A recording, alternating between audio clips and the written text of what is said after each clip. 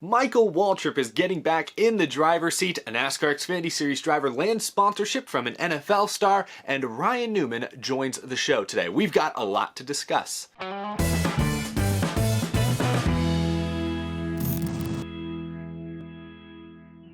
How's it going, y'all? My name is Eric, and welcome to Out of the Groove. The lights have stayed on, thankfully. I hope everyone is staying warm and safe out there. We've got a lot to get to in today's episode of Out of the Groove, including a special guest, a former Daytona 500 winner. Ryan Newman will be joining us shortly, but first, we should take a step back and remember, because today is officially the 20-year anniversary of the tragic crash that took Dale Earnhardt's life in 2001. Dale Earnhardt is remembered as the larger-than-life figure that he was, left a legacy both on and off the track. All up and down social media today, I've seen people sharing, Dale Earnhardt memories, Dale Earnhardt tributes. Really special to see one of the great heroes of NASCAR. Always great when we can take a step back and remember what he did for the sport during his time as a driver and what he's really meant for the sport since that crash in 2001 and the safety initiative that crash ultimately brought upon the sport. So lots of great things to remember about Dale Earnhardt, the Intimidator. Now, we do have a lot of news to get to today. We're going to start with a pretty surprising move. You know, the Superstar Racing Experience, that new short track series that Ray Evernham and Tony Stewart have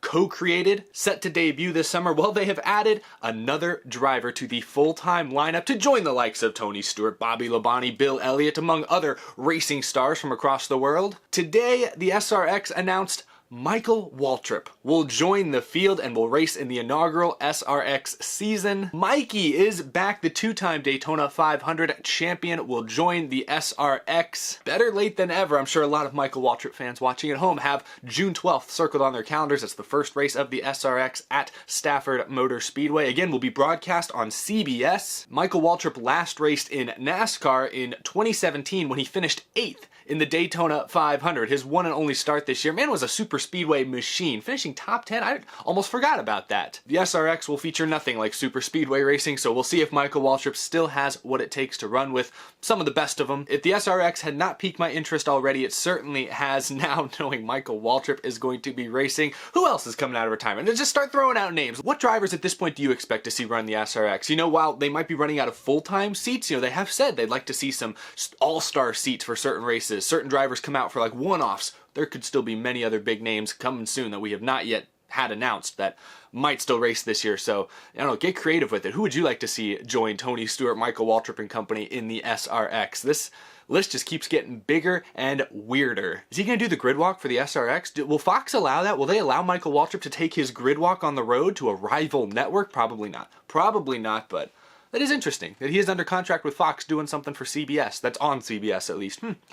I don't know. Interesting. Let's talk about a story that began a couple days ago but was confirmed yesterday. Things happen fast in NASCAR. It is a motorsport. It is all about being fast. Xfinity Series driver Ryan Vargas landed a new sponsor for the Daytona road course race this weekend, The Big Squeezy, also known as a juice company founded by New Orleans Saints running back Alvin Kamara. Dude's been getting into NASCAR a bit the last year or so, and now he's officially stepping into the sponsorship game. This all began with a simple tweet Ryan Vargas put out a couple nights ago, where he put out basically a feeler, seeing if anyone was interested in being on his car for the Daytona road course. Alvin Kamara was one of the first names to respond. And sure, this is just a relatively small scale sponsorship. As far as I know, it may just be a one-off. I'm not sure if this is a long-term deal or anything like that, but Ryan Vargas is a friend of the channel. The reason this is important, though, this is noteworthy, is the media attention this one small Twitter-generated sponsorship deal has generated. I'm just looking around. SportsCenter has picked it up. Bleacher Report has picked this story up. It's getting a lot of publicity. That NFL NASCAR connection is important. There's been other NFL stars. Bernard Pollard Jr., who was on the show last year, has become a big NASCAR fan in recent months. The unlikely crossover is actually becoming a reality, and seeing real money change hands, as I assume is the case between Alvin Kamara's company and JD Motorsports and Ryan Vargas, that makes this feel really, really real. Sure, NASCAR is consciously trying to reach out to athletes from other sports and get them on board, bring them out to the racetrack, get them to post about it. Of course, NASCAR NASCAR is heavily involved in a lot of these initiatives without a doubt. But as far as I can tell in this case, this was Alvin Kamara's idea. He didn't need to, sign up to sponsor Ryan Vargas this weekend. He could have ignored that tweet. He didn't have to respond, but he did. He went out of his way to respond, and I'm sure pay some money to get his juice company on the car. Hey, it worked. I had never heard of the Big Squeezy until now. I'm gonna need to make a trip down to New Orleans as soon as possible to try this thing out. It is pretty cool to see that crossover between other sports, NASCAR and the NFL in this case, becoming somewhat real. So congrats to Ryan Vargas, and I hope he runs well at the road course this weekend and puts on a good show in that very nice juice-themed race car. How about that? Now, speaking of sponsors doing interesting things in the world of NASCAR, there's an announcement today from Roush Fenway and Castrol. With help from Castrol Motor Oil, Roush Fenway has officially become the first carbon-neutral race team in NASCAR. Roush Fenway Racing has taken some big steps the last several years, and especially since Castrol came on board as a sponsor at the beginning of last season, they've helped out a lot and encouraged Steve Newmark, president at Roush, to tackle environmental issues, to be conscious of Roush Fenway Racing's carbon footprint, all that great stuff. And actually, I got the pleasure of speaking to Ryan Newman earlier this week about this exciting announcement today. So who better to talk about Castrol and Roush Fenway's new deal than the driver himself, who's running a very interesting paint scheme at the road course this weekend. Let's go now to my recent conversation with Ryan Newman. Joining the show now to talk about this announcement and more is Ryan Newman. Ryan, what more can you tell us about this Castrol Carbon Neutral initiative?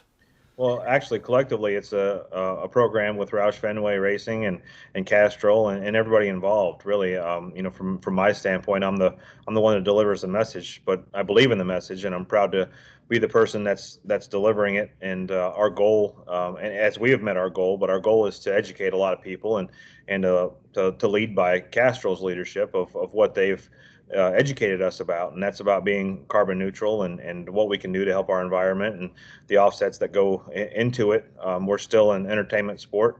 We have a lot of moving parts, but we're respectful and responsible humans that try to help control the environment and the byproduct of what we leave behind. So really, really proud of what Castrol has done and brought to the table for us, and everybody at Roush Fenway has been big supporters of it. You guys have a pretty interesting paint scheme that you're debuting this weekend to commemorate this event. What can you tell us about the all-white Castrol scheme we're going to see at the Daytona Road Course this weekend? Yeah, and from what I understand, the reality of it is it's simple, it's clean, and it's not full of pigments, right? It's just black and white, and it kind of puts things in perspective of how simple things could be, and at least that's the way I view it. The reality is we don't need all these colors, and we don't need all the waste, I guess you could say, and that's my vision behind the black and white paint scheme, and it looks good. Proud of, like I said, proud of what Castrol has brought to Roush Fenway and how we've teamed together, and it's because of their leadership.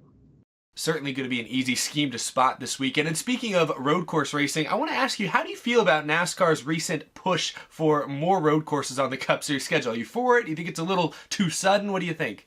No, I stand with their point system, and that's to get as many points as we possibly can in the form of winning, no matter what the racetrack is and where it's at, and what shape it is. So that's where road course racing is for me. Is I have to perform at every level, whether it's a road course, a short track, a super speedway, a dirt track, you name it. So I look forward to another opportunity in a Castrol Ford. Spoken like a true racer. Well, I don't want to get too far removed from the Daytona 500 this past weekend. I feel like a lot of fans have noticed more crashes, more wrecked race cars at super speedways, maybe a different sense of aggression perhaps. Do you feel like the driver's approach to super speedway racing has changed at all in the last 5, 10, 20 years? I don't think the drivers approach it differently. I think the reality is the rule package, especially now with the call it the 550 package with the big spoilers and a lot of drag on the cars, just changes the way that the cars draft. When I started 20 years ago, it was easy to lose the draft by getting a little tight. The cars were so slick. Now, if you look at them, they're all chisel bodied, lots of drag, and lots of downforce that goes along with that, and the racing is different. So I think that it's just a byproduct of the aero package, I guess you could call it, that we race today. My final question, Ryan, there's a lot of fans of yours that watch this show, and the guy you competed for Rookie of the Year against in 2002 just retired from full-time NASCAR racing. So I got to ask you, how many more years do you see yourself racing in NASCAR?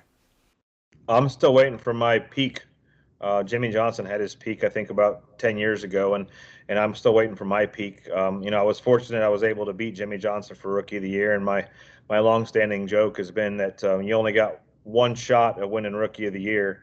You can win a championship every year, and I got that over Jimmy Johnson, which is obviously not the goal, right? You want to be a champion in every year, but um, I don't know. I don't know the answer to that. I look forward to competing the rest of this year, and the changing of the schedule, the changing of a lot of things for that matter. But the reality is, it's still a lot of fun for me, and look forward to keep doing it. I really appreciate you taking the time to talk to us. Where can fans learn more about Castrol and Roush's new initiative? Well, the whole goal is everybody works together as a team, as an organization, with our sponsors. We've got great leadership from Castrol, and the whole goal is to be driving for change. So check out castrol.com/driving for change, #driving for change. The whole message is about what we can do to help our environment, to control the things that we can control as humans, and the byproducts that come along with our society. So check those things out, and I look forward to seeing you at the racetrack. Absolutely. Now, back to the rest of the show. And we're back, all business with Ryan Newman, but pretty cool to see what he, Castrol, and Roush Fenway are working on, and a very interesting, unique paint scheme that they are running at the Daytona Road Course this weekend. So be sure to check that out. I asked him some questions in there that were not specific to this carbon neutral announcement as well, because I wanted to get his take as a former Daytona 500 champion, as a veteran of the sport who's won a lot of races. I thought it was interesting to hear his take on the current nature of super speedway racing. I've heard what many of you fans have said on Twitter and the comments of these videos. It feels like the aggression at plate tracks, at super speedway tracks, has gone up recently. And actually this tweet from NASCAR Man on Twitter actually shows you how many cars have been crashed in the last several years Daytona 500s. You can see the last few years especially, that number is extremely high. Since 2017, they're crashing on average more than 30 cars a race, at least when it comes to the Daytona 500. That's crazy. You could say that 2017 was the start of stage racing, which incentivized aggressive racing earlier on in the race in certain portions, so perhaps stage racing is the main culprit there. But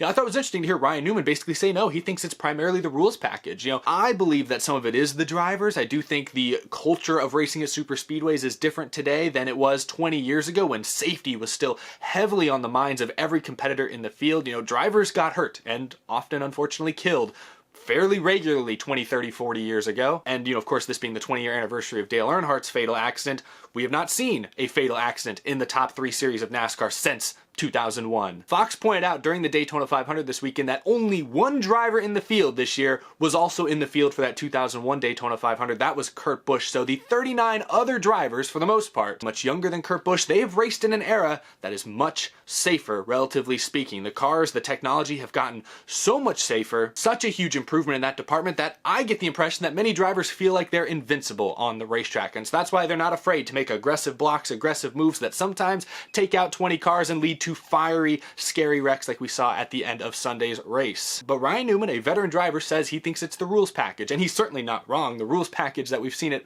plate tracks the last 2 years or so has certainly generated a lot stronger runs. The closing rates are much greater. It is harder to not wreck at super speedway tracks with this current rules package than it was, say, earlier in the Gen 6 era where the runs just weren't out that great. Who am I to disagree with a Daytona 500 champion? So I certainly agree with him that the current rules package promotes aggressive racing. But my friend Darian, Black Flags Matter on YouTube, found a clip from 2013 from ESPN, Denny Hamlin talking about driver safety. This was after the Joey Logano incident at Auto Club that actually injured Hamlin. Another thing that bugged me is that he says in his interview that these cars are pretty safe, so I'm sure he's fine.